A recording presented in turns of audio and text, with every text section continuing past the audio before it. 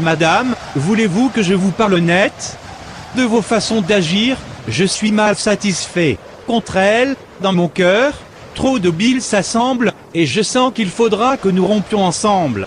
Oui, je vous tromperai, de parler autrement, tôt ou tard, nous romprons, indubitablement, et je vous promettrai, 1000 fois, le contraire, que je ne serai pas en pouvoir de le faire. C'est pour me quereller, donc, à ce que je vois, que vous avez voulu me ramener chez moi? Je ne querelle point, mais votre humeur, madame, ouvre, au premier venu, trop d'accès dans votre âme. Vous avez trop d'amants, qu'on voit vous obséder, et mon cœur, de cela, ne peut s'accommoder. Des amants que je fais, me rendez-vous coupable? Puis-je empêcher les gens de me trouver aimable? Et lorsque, pour me voir, ils font de doux efforts, dois-je prendre un bâton pour les mettre dehors? Non, ce n'est pas, madame, un bâton qu'il faut prendre, mais un cœur, à leur vœu, moins facile et moins tendre.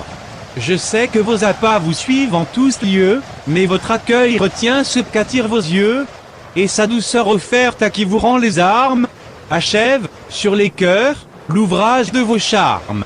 Le troyant espoir que vous leur présentez, attache, autour de vous, leurs assiduités, et votre complaisance, un peu moins étendue, de tant de soupirants chasserait la cohue. Mais, au moins, dites-moi, madame, par quel sort, votre pli tendre a l'heure de vous plaire si fort? Sur quel fond de mérite, et de vertu sublime, appuyez-vous, en lui, l'honneur de votre estime? Est-ce par l'ongle long, qu'il porte au petit doigt, qu'il s'est acquis, chez vous, l'estime où l'on le voit? Vous êtes-vous rendu, avec tout le beau monde, au mérite éclatant de sa perruque blonde? Sont ces grands canons, qui vous le font aimer? L'amas de ses rubans a-t-il su vous charmer? Est-ce par les appas de sa vaste rein grave, qu'il a gagné votre âme, en faisant votre esclave? Ou sa façon de rire, et son ton de fausset, ont-ils, de vous toucher, su trouver les secrets? Qu'injustement, de lui, vous prenez de l'ombrage. Ne savez-vous pas bien, pourquoi je le ménage? Et que, dans mon procès, ainsi qu'il m'a promis, il peut intéresser tout ce qu'il a d'amis? Perdez votre procès, madame, avec constance, et ne ménagez point un rival qui m'offense. Mais, de tout l'univers, vous devenez jaloux. C'est que tout l'univers est bien reçu de vous. C'est ce qui doit rasseoir votre âme effarouchée, puisque ma complaisance est sur tout épanchée, et vous auriez plus lieu de vous en offenser, si vous me la voyez, sur un seul, ramassé. Mais, moi, que vous blâmez de trop de jalousie, qu'ai-je de plus que tous, madame, je vous prie? Le bonheur de savoir que vous êtes aimé. Et quel lieu de le croire, à mon cœur enflammé? Je pense qu'ayant pris le soin de vous le dire, un aveu de la sorte, a de quoi vous suffire. Mais qui m'assurera que, dans le même instant, vous n'en disiez, peut-être, aux autres tout autant? Certes, pour un amant, la Fleurette est mignonne, et vous me traitez, là, de gentille personne. Eh bien, pour vous ôter d'un semblable souci, de tout ce que j'ai dit, je me dédie ici, et rien ne saurait plus vous tromper, que vous-même.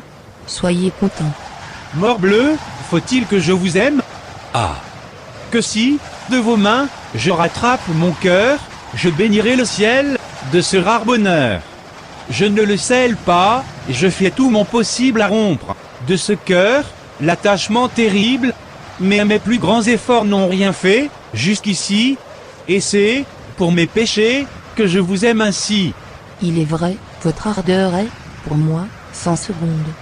Oui, je puis, là-dessus, défier tout le monde, mon amour ne se peut concevoir, et jamais, personne n'a, madame, aimé comme je fais. En effet, la méthode en est toute nouvelle, car vous aimez les gens, pour leur faire querelle. Ce n'est comme aux fâcheux, qu'éclate votre ardeur, et l'on n'a vu jamais, un amour si grondeur. Mais il ne tient qu'à vous, que son chagrin ne passe, à tous nos démêlés, coupons chemin, de grâce, parlons à cœur ouvert, et voyons d'arrêter,